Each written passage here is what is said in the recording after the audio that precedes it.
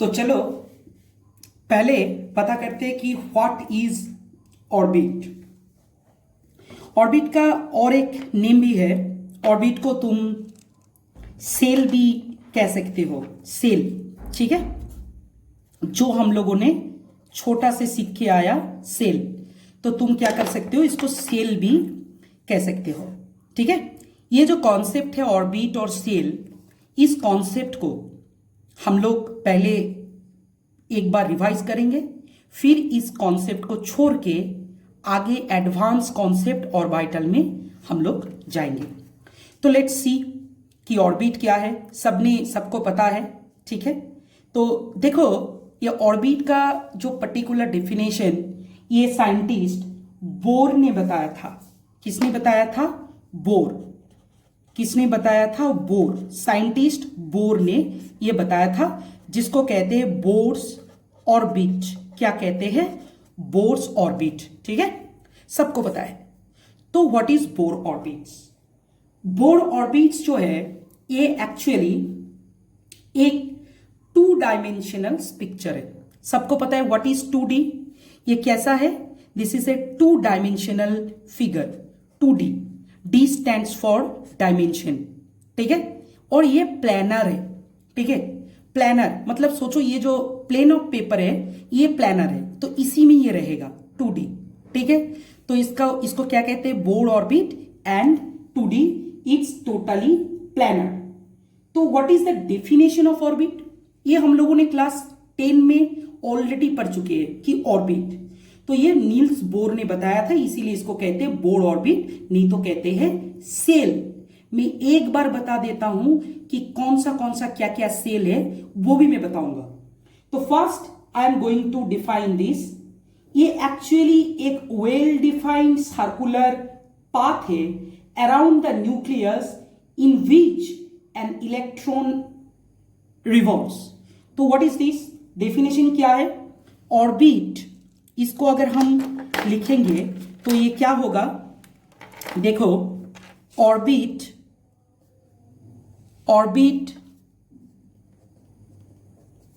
Is an, शायद दिखाई दे रहा है ऑर्बिट। चलो स्केच पेन यूज करते हैं, नहीं तो दिक्कत होगा।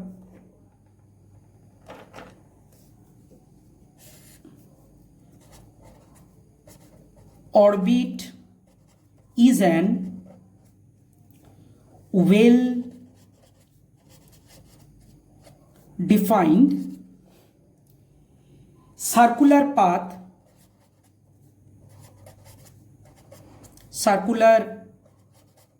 path around nucleus in which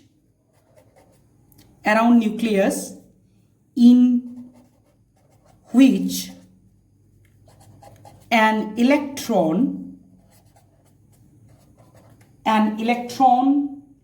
revolves.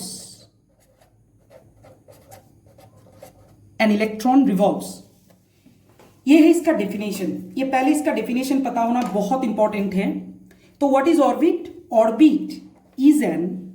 Orbit is an well-defined circular path around nucleus in which an electron revolves.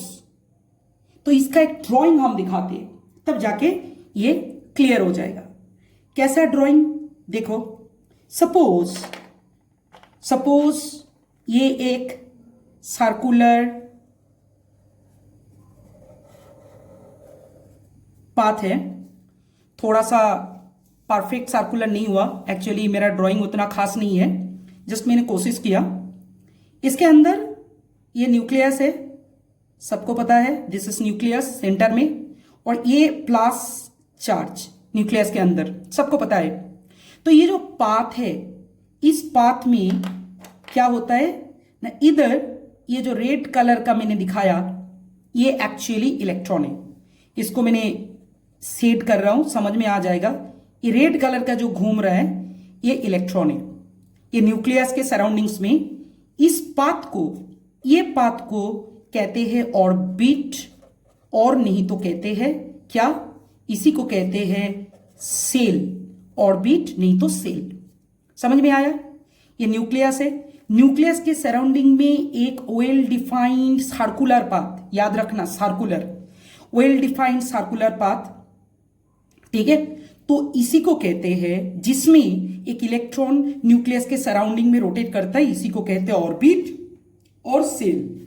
ये बात हम लोगों ने जब से एटॉमिक स्ट्रक्चर पढ़ना स्टार्ट किया उसी दिन से ये बात हम लोगों के पास क्लियर है कि ये ऑर्बिट है और इसका डेफिनेशन कुछ ऐसा है।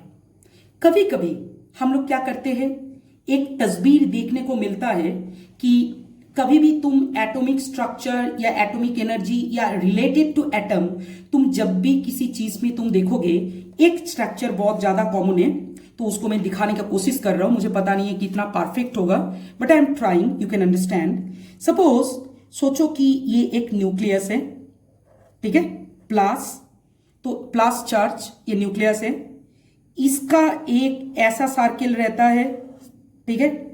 कभी कभी इसमें इलेक्ट्रॉन रोटेट करता है। सोचो कि ये एक इलेक्ट्रॉन है, दिस वन, ये एक इलेक्ट्रॉन है, रेड सर्कुलर पाथ। कभी कभी सर्कुलर पाथ ऐसे करके घूमता है, ठीक है, तो इसमें इलेक्ट्रॉन रहता है, ठीक है, सेम पाथ है। तो इलेक्ट्रॉन कभी इस सर्कल में घूमा तो कभी इस सर्कल में घूमा। और एक होता है, मुझे पता है कि ड्राइंग उतना खास नहीं हुआ, लेकिन तुम लोगों को समझ में आ जाएगा शायद। तो कभी कभी सोचो कि इलेक्ट्रॉन इस सर्कुलर पाथ में रोटेट कर रहा है, ठीक है। तो ये एक स्ट्रक्चर बनता है। ये थोड़ा सा इसको बाल्जिंग करो तो और भी अच्छा लगेगा देखने में। तो ऐसा एक स्ट्रक्चर बनता है। ये किसका स्ट्रक्चर है? ये एक्चुअली ऑर्बिट का रिप्रेजेंटेशन है। ये किसका रिप्रेजेंटेशन है? ऑर्बिट का। मैंने बहुत इंपॉर्टेंट बात बताया। मैं तुम लोगों को रिक्वेस्ट करूंगा कि पेन पेपर में इसको नोट डाउन कर लेना। This is very important for your periodic table chapter. तो इसके ऊपर थोड़ा सा फोकस करना। मैं इस फिगर में क्या दिखाना चाहता हूं ना, कभी ये सर्कुलर पाथ में, ये जो मेरा पेन का नीव है, ये पॉइंटर को देखो, ये इलेक्ट्रॉन रोटेट कर रहा है इस सराउंडिंग, ये सर्कुलर पाथ में। कभी ये ऐसा इलिप्टिकल पाथ में आ रहा है, ये भी सर्कल है लेकिन इसका ओरिएंटेशन अलग है। और कभी इस पाथ में ये रोटेट कर रहा है। तो ये मैं दिखाने का कोशिश किया कि न्यूक्लियस के सराउंडिंग में ये सर्कुलर पाथ में जब रोटेट होता है, ये किसी भी डायरेक्शन में ऐसा करके ये रोटेट हो सकता है। इट्स नॉट एक्चुअली डायरेक्शनल, ठीक है, इसका कोई पर्टिकुलर डायरेक्शन नहीं है। तुम ऐसा मत सोचो कि ऐसा करके पाथ होता है, कभी ऐसा भी हो सकता है, सर्किल ऐसा भी बन सकता है, ठीक है। तो बात ऐसा है, मतलब सर्किल एंड इलिप्स दोनों मिला के होता है। तो कभी ऐसा घूमता है तो कभी ऐसा घूमता है, लेकिन ये एक वेल डिफाइंड सर्कुलर पाथ है। और ये याद रखना कि ऑर्बिट का जो कॉन्सेप्ट है ये ऑलवेज 2 डायमेंशनल और प्लानर कॉन्सेप्ट है, ठीक है। ये ऑर्बिट सर्कुलर माना जाता है, सर्कुलर। तो मैंने दिखाया कभी ऐसा तो कभी ऐसा तो कभी ऐसा करके, ठीक है। ये बेसिक एक बात है। याद रखना कि इसका कोई डायरेक्शनल प्रॉपर्टी नहीं है। ऑर्बिट का कोई भी डायरेक्शनल प्रॉपर्टी नहीं है। ऑर्बिट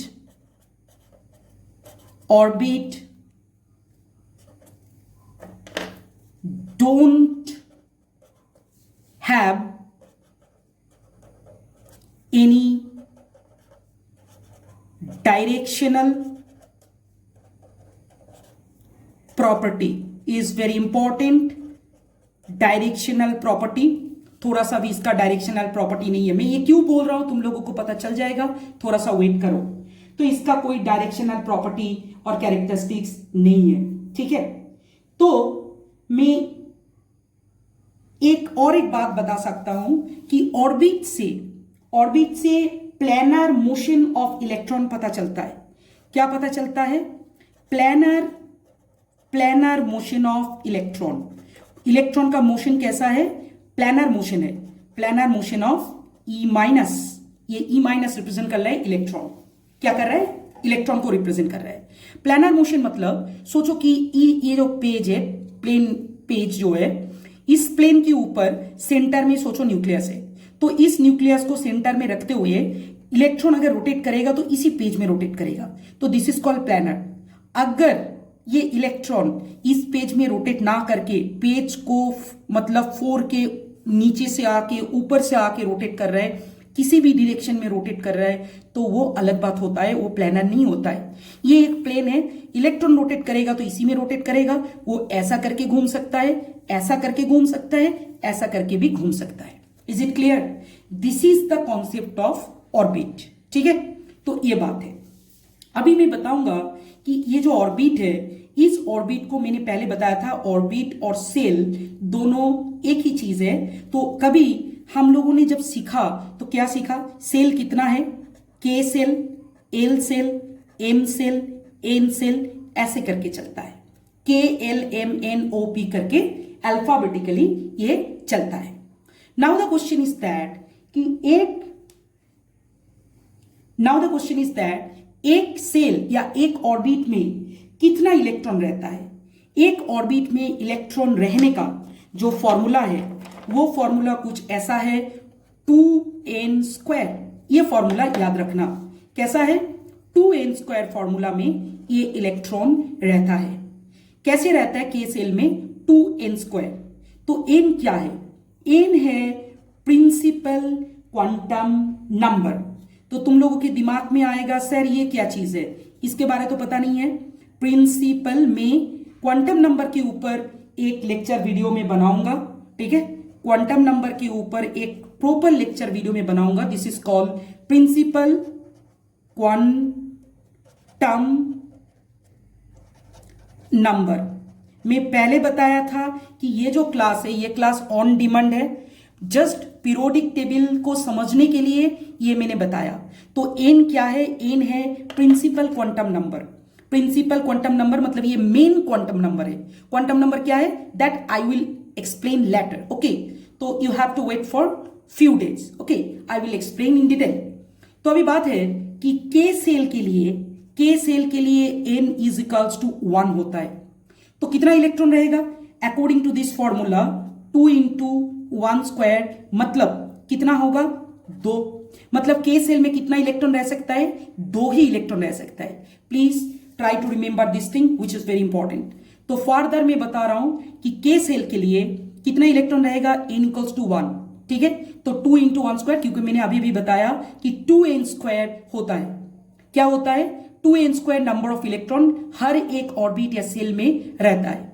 तो मैं बता रहा हूं k = 1, तो 2 × 1² तो कितना हुआ, 2। एल में कितना रहेगा, एल में जब मैं बताऊंगा एल में n = 2 होता है, तो 2 × 2², सबको पता है कितना होता है, 2 × 2²। बच्चे बोलो, ये हो जाता है 8। जब m आता है तो n = 3, तो इसमें 2 × ये हो जाता है 3², तो कितना हुआ 18।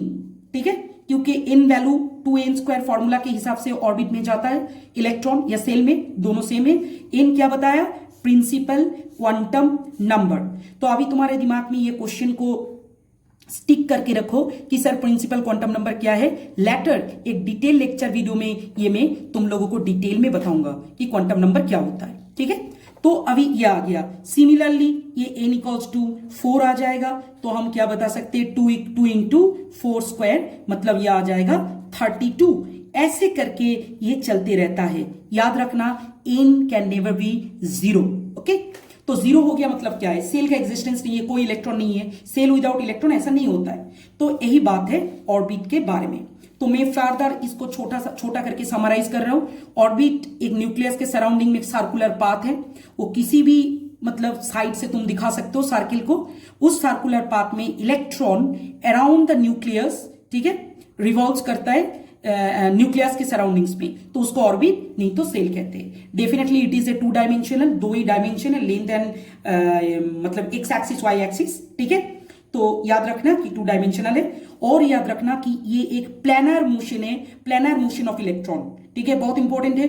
और इसका कोई भी डायरेक्शनल प्रॉपर्टी नहीं है, मतलब ऑर्बिट को तुम x axis, y axis, z axis, x axis में डिफरेंट है, y एक्सिस में डिफरेंट है, z एक्सिस में 3 ही एक्सिस होता है, तो इस एक्सिस में तुम ऑर्बिट को रिप्रेजेंट नहीं कर पाओगे। ठीक है, ये मैंने क्यों बोला अभी पता चलेगा जब मैं ऑर्बिटल के बारे में बताऊंगा। ओके, तो this is the main thing which you have to remember. और एक बात है कि सवाल ये उठता है कि ऑर्बिट में कितना इलेक्ट्रॉन रहता है, वो सेटिस्फाई होता है 2n² फॉर्मूला से। 2n² फॉर्मूला में n होता है प्रिंसिपल क्वांटम नंबर। ये प्रिंसिपल क्वांटम नंबर क्या है ये मैं बाद में बताऊंगा, अभी सिर्फ इसको एक नंबर सोच के यूज करो। तो मैंने बताया कि ऑर्बिट को अभी तक हम लोगों ने ऐसे करके रिप्रेजेंट किया, ऑर्बिट और सेल को k shell, l shell, m n o p करके। k सेल में n इक्वल्स टू 1 होता है, तो कितना इलेक्ट्रॉन रहेगा k सेल में, ये मैक्सिमम, ठीक है, इससे कम रह सकता है लेकिन इससे ज्यादा नहीं रहेगा। तो 2 इंटू 1 स्क्वायर तो 2, ठीक है, उसके बाद 2 इंटू 2 स्क्वायर तो 8, उसके बाद 2 into 3 square 18 and n equals to 4 में 2 इंटू 4 स्क्वायर 32। मतलब n सेल में या n ऑर्बिट में तुम्हारा 32 से ज्यादा इलेक्ट्रॉन पॉसिबल नहीं है। तो ये है कॉन्सेप्ट किसका, ये है कॉन्सेप्ट ऑर्बिट का। ठीक है, मैंने ब्रीफ कॉन्सेप्ट तुम लोगों को प्रोवाइड किया, अभी आएगा ऑर्बिटल में मेरे हिसाब से सिंपल करके मैं तुम्हें समझा रहा हूं।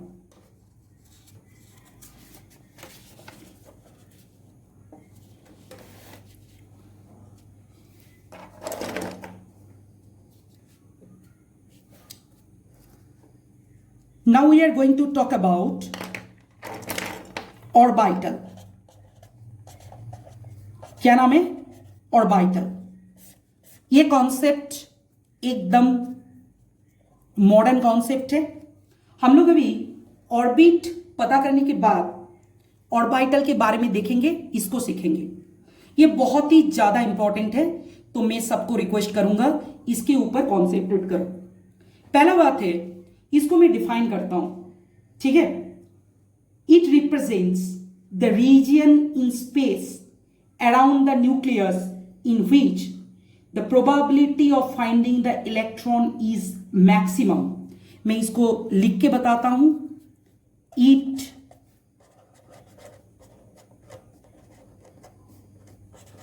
रिप्रेजेंट्स ए 3 डायमेंशनल, ऑर्बिट था 2D, ये है 3D। जस्ट डिफरेंस को फॉलो करो, is very important. A 3 dimensional domain, domain का मतलब क्या होता है, एरिया नहीं तो स्पेस, ठीक है। स्पेस शायद तुम लोगों को पता है एरिया क्या है, स्पेस क्या है। किसके साइड में ये एरिया है, around the nucleus. A 3 dimensional domain, domain मतलब area of space around the nucleus where the probability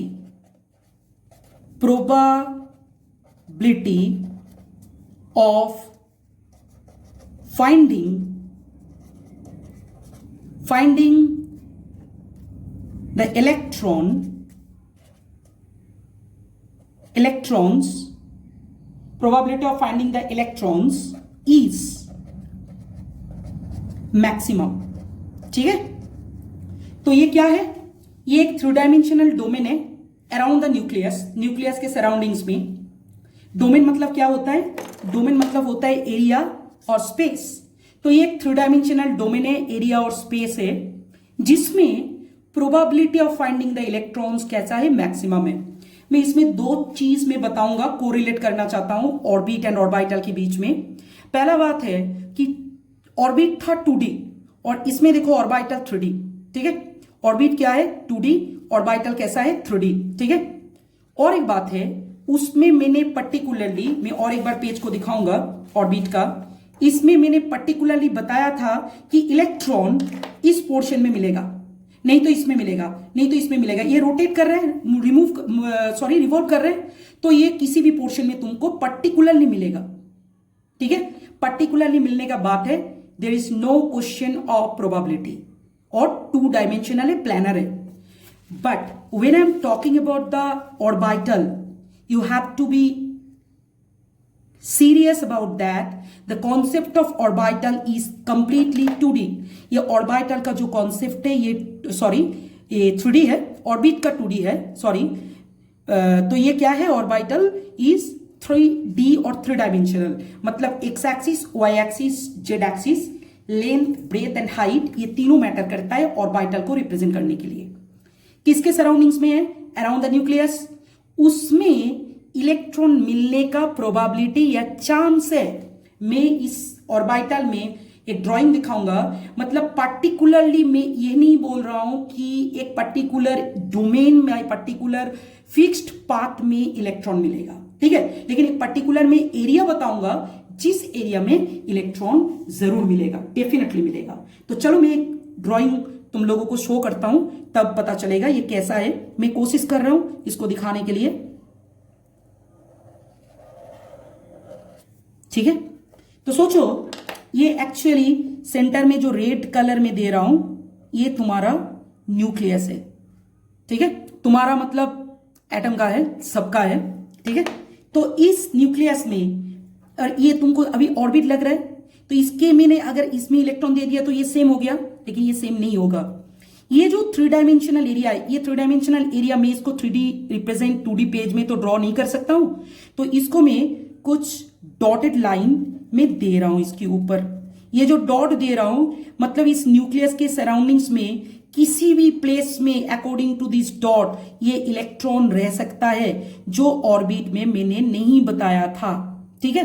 तुम देख सकते हो कि किसी भी प्लेस में, ठीक है, न्यूक्लियस के सराउंडिंग्स में किसी भी प्लेस में ये जो डॉट है, ये डॉट एक्चुअली मैं लोकेट कर रहा हूं कि इलेक्ट्रॉन किसी भी प्लेस में रह सकता है, ठीक है। तुम देखो ये मैं डॉट दे रहा हूं, तो ये देखने में थोड़ा सा 3D एक इमेज आ रहा है, थोड़ा सा 3D इमेज टाइप का ये आ रहा है, थोड़ा सा 3D, मतलब जिसका एक बॉल शेप का लग रहा है, is not like this one. ये दोनों को मैं बता रहा हूं, तुम देख सकते हो दोनों, ठीक है। ये ऑर्बिटल है, ये ऑर्बिटल का पिक्चर है, और ये देखो ये ऑर्बिट का है, ठीक है। तुमको मैं बता रहा हूं ये ऑर्बिटल है और ये ऑर्बिट है, कोशिश कर रहा हूं दोनों को दिखाने का, तो तुम दोनों का डिफरेंस पता कर सकते हो, ठीक है। इलेक्ट्रॉन इसमें कहां पे था, इलेक्ट्रॉन देखो ये रिवॉल्व हो रहा था एक पर्टिकुलर पाथ में, लेकिन जब मैं ऑर्बिटल बता रहा हूं ना, तो ये ऑर्बिटल एक 3 डायमेंशनल डोमेन है, ये देखने में एक 3 डायमेंशनल बॉल की तरह लग रहा है, ठीक है।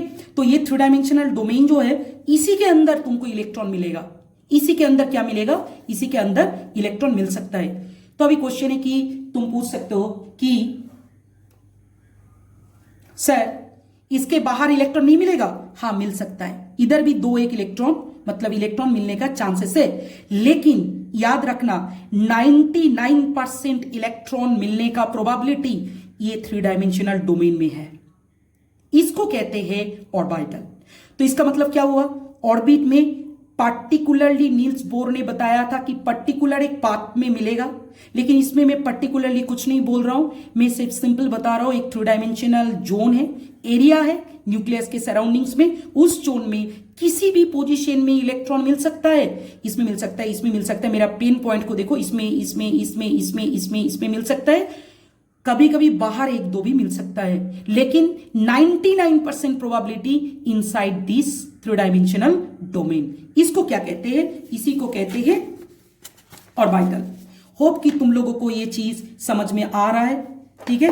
तो प्लीज मुझे बताना क्या प्रॉब्लम हुआ या क्या दिक्कत हो रहा है, ठीक है।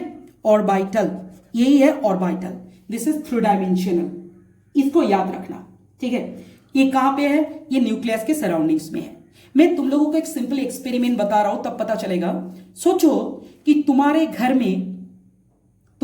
में एक फैन है, उस फैन का 3 ब्लेड है, तुमने उसका मार्किंग किया, ब्लेड 1, ब्लेड 2, ब्लेड 3, ठीक है। फैन स्विच ऑफ मोड में है, तो किसी ने पूछा कि ब्लेड 1 को लोकेट करो। फैन जब स्विच ऑफ मोड में है तो तुम आराम से उसको लोकेट कर सकते हो, कि बता सकते हो कि सर ब्लेड 1 इस पोजीशन में है। अगर ब्लेड 2 पूछा तो बोल सकते हो कि ब्लेड 2 इस पोजीशन में है। लेकिन अगर फैन को मैंने स्विच ऑन कर दिया तो वो तीनों ब्लेड रोटेट करेगा, तो अगर उस time during movement dynamic condition में अगर किसी ने पूछा कि ब्लेड वन का पोजीशन क्या है, तो तुम क्या बताओगे? एक सर्कुलर जोन में, जिस सर्कुलर पाथ में वो तीनों ब्लेड मूवमेंट कर रहा है, तुम बताओगे कि इसी सर्कुलर जोन में ब्लेड वन मिलेगा। तुम स्पेसिफिकली नहीं बोल सकते हो। तो तुम अपेरेंटली इसको पकड़ लो कि जब मैंने स्विच ऑफ करके बताया था वो ऑर्बिट का कॉन्सेप्ट था। पर्टिकुलरली तुम बता सकते हो कि इलेक्ट्रॉन कहां पे है, किस एरिया में है, और जब मैंने स्विच ऑन करके बताया ये कॉन्सेप्ट ऑर्बिटल का कॉन्सेप्ट है। ऑर्बिटल के कॉन्सेप्ट में तुमको प्रोबेबिलिटी बताना है। क्लियर? होप कि तुमको समझ में आया। ठीक है, ये डायरेक्शनल है, याद रखना। Orbital is completely directional. ये कैसा है ये मैं बताऊंगा, ये कैसा है इसके ऊपर भी मैं वीडियो बनाऊंगा कि ऑर्बिटल इज कंप्लीटली डायरेक्शनल। ठीक है, याद रखना कि एक ऑर्बिटल में दो से ज्यादा इलेक्ट्रॉन्स नहीं रह सकता है। कितना इलेक्ट्रॉन रह सकता है? दो। ऑर्बिटल में कितना इलेक्ट्रॉन रहेगा? दो से ज्यादा नहीं रहेगा, पक्का। तो याद रखना कि ऑर्बिटल में दो ही इलेक्ट्रॉन रह सकते हैं, दो से ज्यादा इलेक्ट्रॉन नहीं रहता है। तो ऑर्बिटल जैसा KLMNOP है, ये प्लानर नहीं है। 3D कैसे प्लानर होगा? 3 डायमेंशनल कब से प्लानर होता है? कभी भी नहीं। तो ये प्लानर नहीं है, ये नॉन प्लानर मोशन है। ठीक है, ये कैसा मोशन है? ये non planar motion of electrons है। ठीक है, हो गया। अभी बात है कि कितना ऑर्बिटल रहता है, कितना ऑर्बिटल है। जैसा KLMNP करके ऑर्बिट था, ठीक है, तो वो कितना रहेगा? Actually there are 5 orbital. एक है एस ऑर्बिटल, ठीक है, जिसका शेप है स्फेरिकल। कैसा शेप है? स्फेरिकल शेप है इसका। दूसरा है पी ऑर्बिटल, इसका शेप है डम्बल शेप। दूसरा थर्ड है डी, इसको कहते हैं फ्लावर शेप। ठीक है, ये चीज शायद तुम्हें स्टैंडर्ड बुक में मिलेगा, नॉर्मल बुक में नहीं मिलेगा। और एफ है तुम्हारा कितना? एफ है कॉम्प्लिकेटेड शेप। तो ये चारों से तुम लोगों का काम चल जाएगा। इसके बाद भी और ऑर्बिटल है, ये एफ ऑर्बिटल है, मतलब SPDFGH करके चलता है, लेकिन नहीं चाहिए। SPDF से ये काम चल जाएगा up to graduation, honours level, even masters तक भी। तो बात है इसमें फिनिश नहीं होता है, चारों चाहिए। तो एस ऑर्बिटल स्फेरिकल है, पी ऑर्बिटल डम्बल है, डी ऑर्बिटल फ्लावर शेप है, एफ ऑर्बिटल कॉम्प्लिकेटेड शेप है। इसके ऊपर मैं और एक वीडियो बनाऊंगा, ये देखने में कैसा होता है। इतना याद रखो कि एस ऑर्बिटल में टोटल इलेक्ट्रॉन रहता है 2, ठीक है, पी ऑर्बिटल में रहता है 6, डी ऑर्बिटल में रहता है 10 और एफ ऑर्बिटल में रहता है 14। तो डिफरेंस कितना हुआ कॉन्सेक्यूटिव में? 4 4 4। क्लियर? तो S orbital can accommodate maximum 2, p orbital can accommodate maximum 6, d orbital can accommodate maximum 10, maximum मतलब इससे कम रह सकता है लेकिन 10 से ज्यादा नहीं। f orbital can accommodate maximum 14 electrons. ठीक है, इसका शेप कैसा है मैंने बताया था कि ऑर्बिटल में 2 से ज्यादा इलेक्ट्रॉन नहीं रहता है, लेकिन अभी मैं बोल रहा हूं 2, 6, 10, 14, तो तुम कंफ्यूज हो सकते हो, लेकिन नहीं, इसके अंदर एस ऑर्बिटल में कोई भी सबसेल नहीं है, ठीक है, लेकिन पी में 3 सबसेल है, हर एक में 2-2 करके 6, डी में 5 सबसेल है और एफ में 7 सबसेल है, तो हर में 2 जा रहा है मतलब 14। इसके ऊपर मैं और एक वीडियो जरूर बनाऊंगा। आज के लिए इतना ही, नेक्स्ट वीडियो जरूर फॉलो करना, तो ऑर्बिटल का कॉन्सेप्ट और भी क्लियर हो जाएगा। Thank you very much.